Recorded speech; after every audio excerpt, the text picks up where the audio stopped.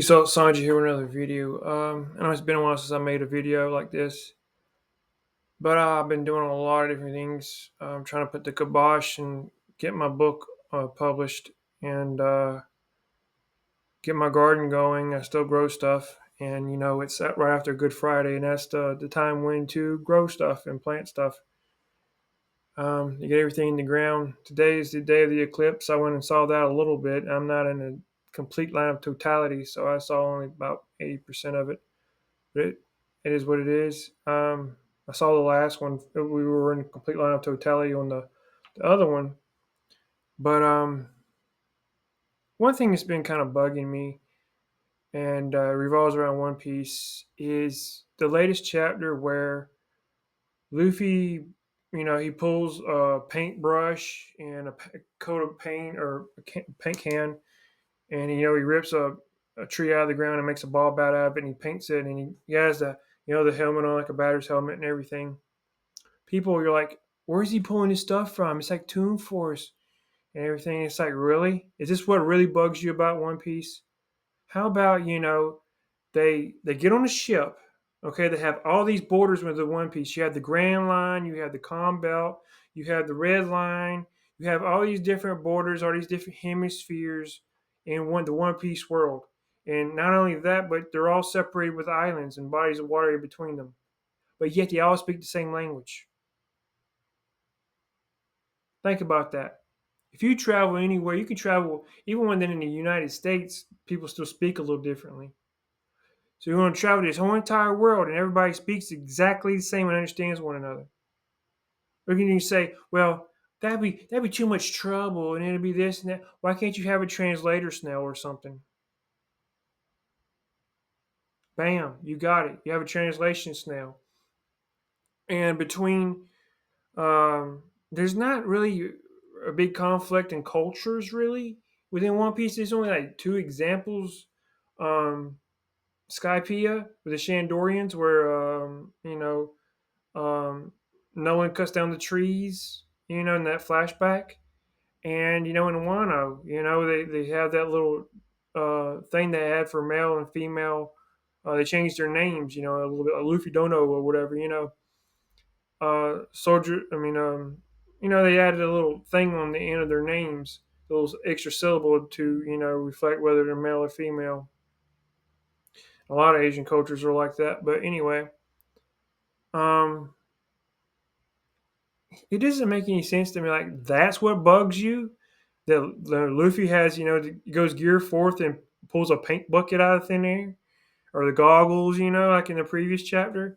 Really, that's what bugs you about One Piece? I mean, you kind of got to get over yourself on that one. There's so many funny things like a ship talking or making facial expressions and shit. Like, really? Look, One Piece has always been a little bit goofy. You can't really take it fully serious. You know how like nobody can hurt Luffy, but yet Nami can hurt Luffy. You know what I mean? And Nami's like one of the weaker Straw Hats. Like, come on, like you gotta. There's a little bit of lightheartedness now. If you think just because he pulled a paint bucket out of was supposedly thin air out of his pocket or wherever he pulled it from, that's what bugs you about One Piece. Maybe you need to like reassess, regauge yourself a little bit. Um, I don't know. It might be a little bit late to the party, but the Dune movies, I've read the Dune book and I've watched most of the Dune movies. Um, from what I see, they changed the action sequences from the book. That's the main change for me that I can see between the book and the movies. Is um, Frank Herbert with his writing? It a lot of people don't want to give him criticism, but is the reason why a lot of people can't get into Dune is because he shies away from the action. He finds a way to negate not writing it, either through he does it through the eyes of the eyes or the view set of somebody who isn't there or is incapacitated in some sense. Um, like in the first one where the Harkins invade, and they drop those crazy bombs, the gravity bombs, and they slow down purposely to make their way through the shielding. That's not in the books. That's It's not there. They say things like after the fact. I think it's Gurney that says, they come in with so many ships and they use old school artillery. But what does old school artillery mean within the world of Dune? A lot of people speculate, oh, it's artillery in Frank Herbert's day. That's what it meant. No, because even in Frank Herbert's day, artillery would have been a fast moving object, a fast moving projectile. The shields stop fast moving projectiles, you moron. That doesn't work. So it has to be something else. And they had to fill in that. And then the bigger action sequence is at the end of the second one, where he gets his payback with the Harkonnens and the Baron. That's different. Why? Because Paul has these visions, with this mass. This is what happens in the book now. He has these visions of this full scale war, and he doesn't want that bloodshed on his hands. So he shies away from that big major conflict to he just doesn't want it. He doesn't want it on his conscience. So what he does is he sacrifices the life of his own son to avoid that conflict and to bring an end to it quickly without that massive conflict. But in the movie, he doesn't even have a son, and I can see where they did even put his son in there because all he does is sacrifice him anyway, like less than a couple chapters later. So it's kind of dumb to have him in there to start with. This is just to sacrifice him later. Um, so they did that differently. And the thing about Frank Herbert's work, even with that last fight sequence, he has a bad, like the two enemies, you have the opposer and the opposition or whatever. They square off. These two opponents square off, and in the middle, right when they're about to square off, he has to like go into the history of this or that, or explain how this guy's weapons work and stuff. Like, no, don't do that. No, I'm not saying I'm the best at writing action, but don't do that. And that's like that last fight at the end of the book. It's a slog. I had trouble getting through it, to be honest with you. Now with Frank Herbert, where he writes, about his environments, the social politics and the religion and instruction and stuff like that, the world building. He's good at that. I give him that.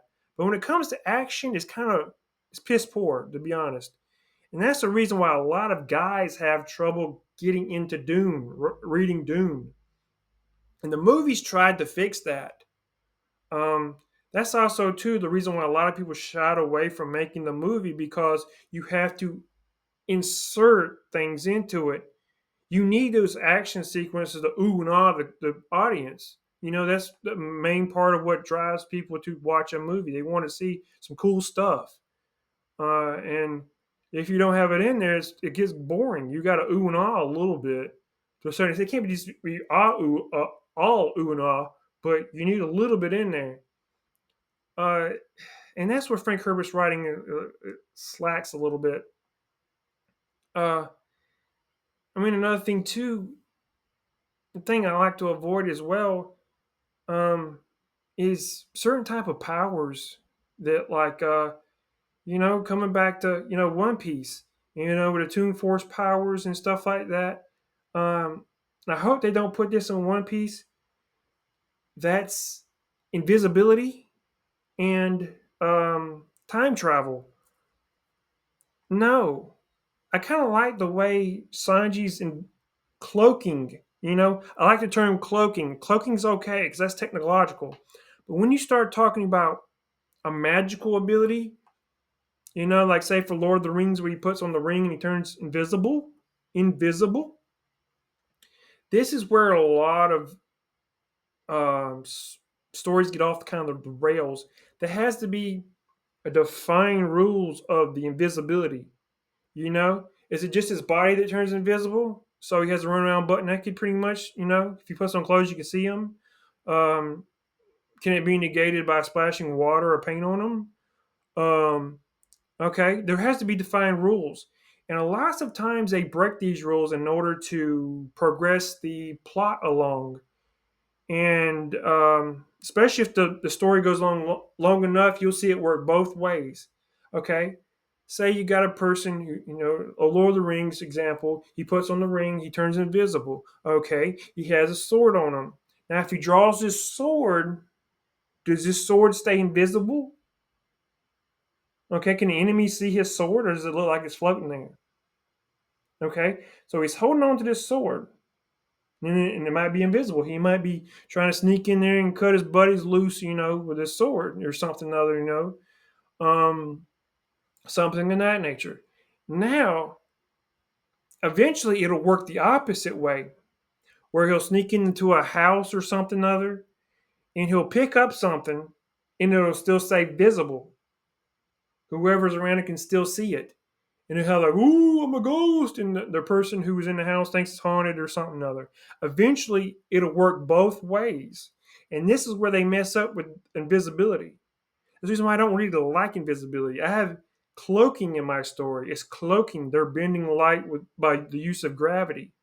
It's not invisibility. I don't like that word. Time travel is also a BS type power. Like in Endgame, um, they pulled it out of their head. They had to do that because they wrote themselves into a corner is what they did. And that's what it feels like no matter what you do, unless the story or the movie is centered around time travel, like Back to the Future or something. Don't put that in there, because like I said, it feels like you're pulling it out of your butt, and it just feels like you're cheating the story a little bit. you know it's like these super powered people or geniuses can't figure out no other way besides time travel to solve their problems, if time travel is actually, you know plausibility. Now, when you run into time travel, you have all these caveats. What if you go back and kill your grandpa? Do you exist to go back in time to kill your grandpa now? Or like your mother falls in love with you instead of your father because you look so much like your father for obvious reasons, and she doesn't know your son, you're her son. That happened in Back to the Future, I think the second one. But yeah, I mean, there's all kinds of powers and things that I like to stay away from in storytelling. If you don't see the obvious, the things like, you got to learn when a story is supposed to be serious and when it's supposed to be not so serious and playful. If you're watching an anime, especially a Shogun manga like One Piece or something other, and you want seriousness, consistency is different from seriousness. If it's always kind of goofy, okay. But if it turns a page and it just is an all of a sudden change in it, then I can see the consistency. I want consistency, but it can be goofy, it can be serious, it can take its way either way. It can make you think, it can just be entertaining and stupid and funny, but it just needs to be consistent. But if you're taking it seriously and you're worried about how Luffy's pulling stuff out of thin air, and you're not worried about how all these people are speaking the same language, you know um, or you got people running around with light powers, and or taking form of mythological creatures, like phoenixes and stuff and firebirds, and you're worried about him pulling a paint bucket out of thin air. Like, really, are you really serious about this? Like, I don't know, I don't get it. But tell me what you think, and leave a comment, subscribe. See Salt Sanji. Peace. Thank you for watching.